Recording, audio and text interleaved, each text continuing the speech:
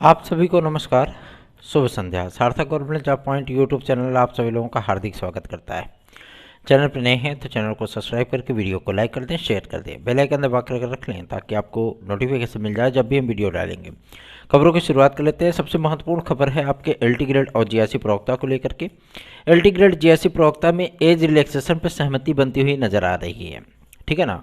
और सबसे बड़ी चीज़ यह है कि इसमें 4 वर्षीय आप सभी लोगों को एज रिलैक्सेशन की जो समय सीमा तय की जा रही है, ये बातें सामने आ रही हैं कि 44 वर्ष तक के जो विद्यार्थी हैं और ईडब्ल्यूएस के विद्यार्थी 46 वर्ष तक ये विद्यार्थी आवेदन कर पाएंगे।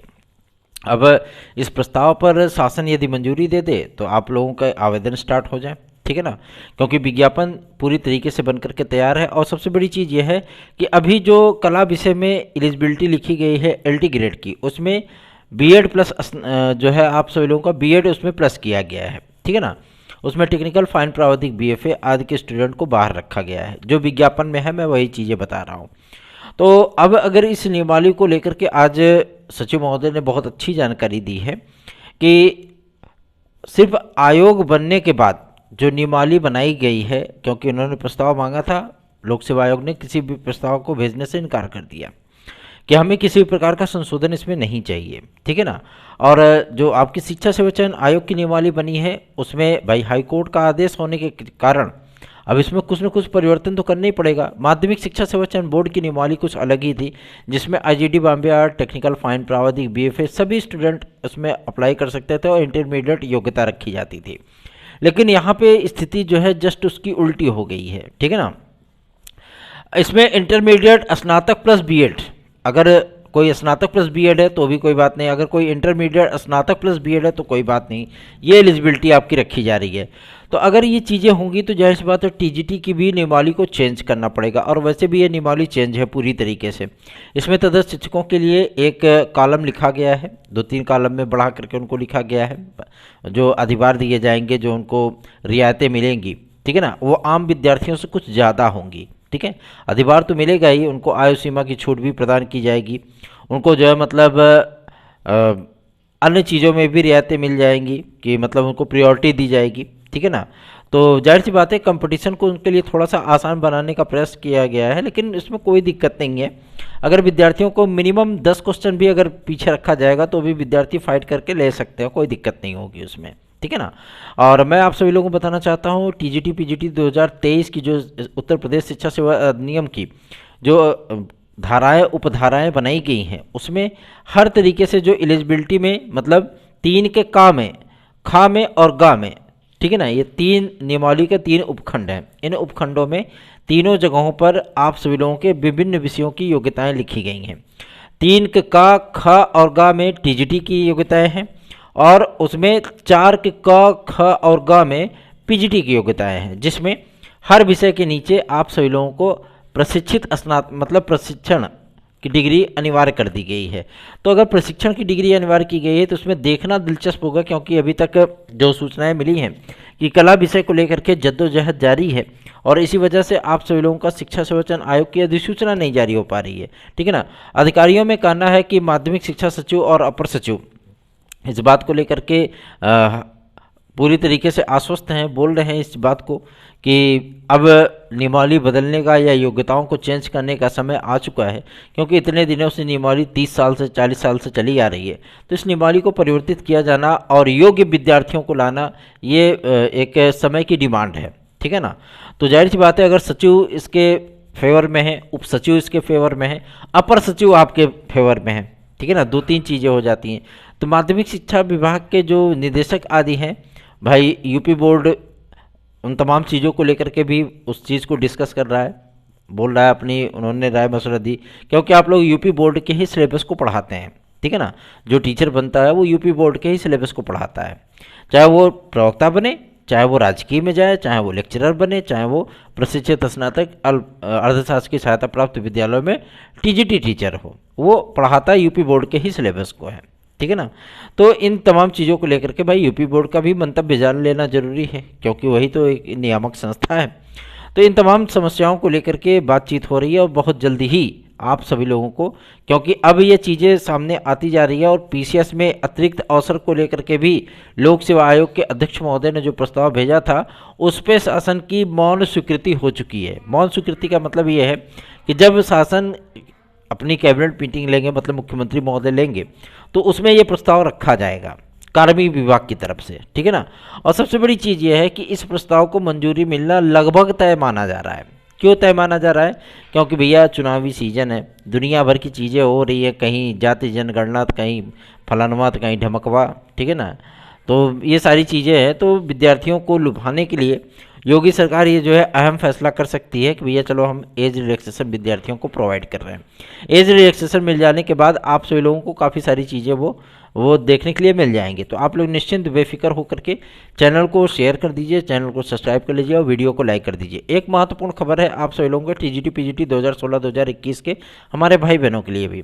टीजीटी पीजीटी 2016-2021 के विद्यार्थियों के लिए मैं बताना चाहता हूँ, पदों की जो वेरिफिकेशन की प्रक्रिया थी वो कंप्लीट हो चुकी है और इसका फाइनल सबमिशन बहुत जल्दी ही शिक्षा निदेशालय के माध्यम से क्लियर कर दिया जाएगा माध्यमिक शिक्षा मंत्रालय को। और उसके बाद आप सभी लोगों के भाई जो कोर्ट में याचिकाएं चल रही हैं उन याचिकाओं के याची लिस्ट जो है वहाँ पर जमा होगी कोर्ट के अंदर और 4 दिसंबर से कंटिन्यू इस पर सुनवाई चलेगी, ठीक है ना।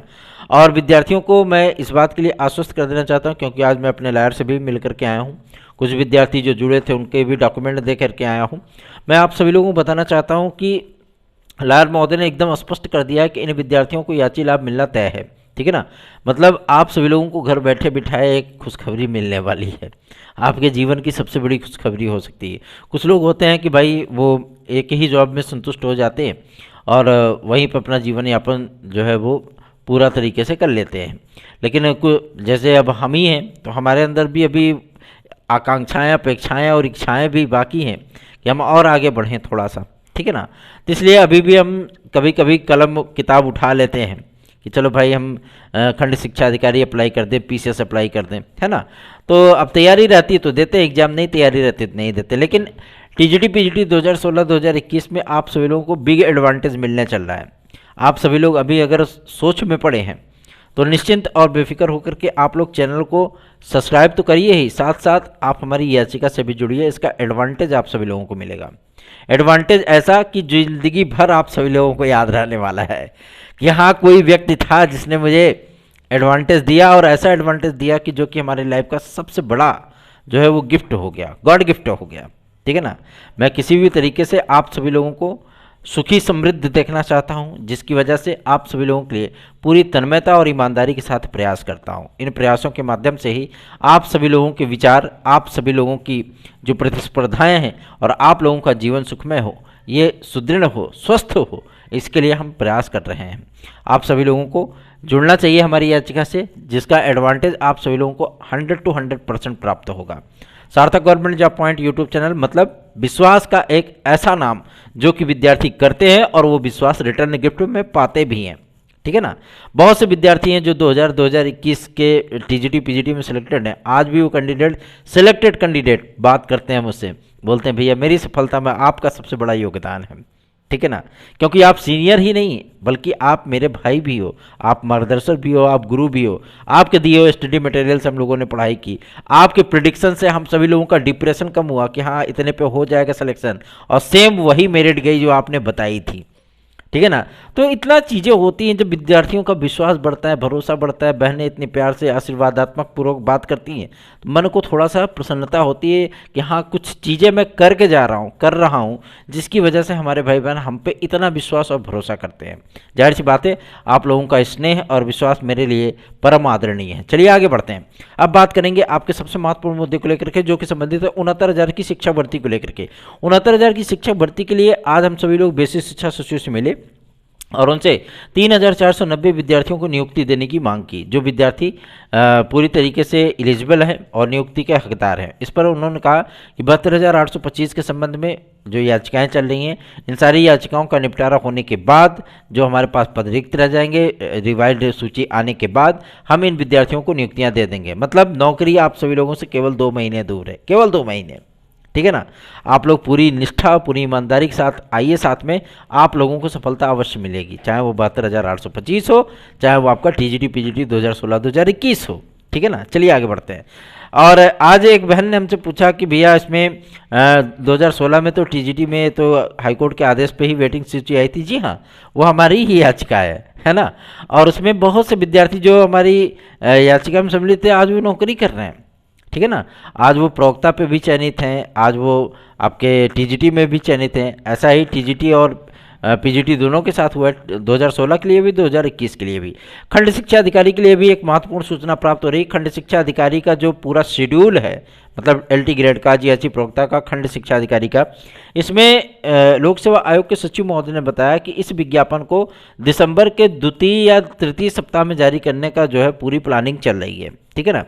पदों का कैटेगरी वाइज जो है वो पूरा वेरिफिकेशन हो चुका है, डिवाइडेशन हो चुका है। अब किसी प्रकार का कोई संशय नहीं है, ठीक है ना। समकक्ष अर्हता भी क्लियर हो चुकी है, वहाँ पे अब कोई दिक्कत नहीं है, क्योंकि एनसीटीए ने बता दिया कि भैया बीएड के समकक्ष कौन है, ठीक है।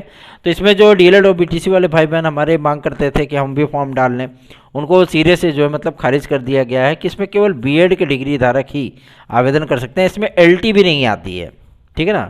इसमें एलटी भी नहीं आती है, इसमें केवल बीएड और विशिष्ट बीएड वाले ही आते हैं, बाकी और कोई नहीं आता है, ठीक है। चाहे वो डिस्टेंस से किया गया हो चाहे रेगुलर किया गया हो, दोनों विद्यार्थी इसमें एलिजिबल होते हैं। और सबसे बड़ी चीज़ ये है कि इस बार का थोड़ा सा प्रारूप भी आप लोगों को चेंज मिलेगा। मतलब जीएस वगैरह का जो थोड़ा सा लेंदी सिलेबस होता था वो थोड़ा सा आपको शॉर्टकट में देखने के लिए मिलेगा।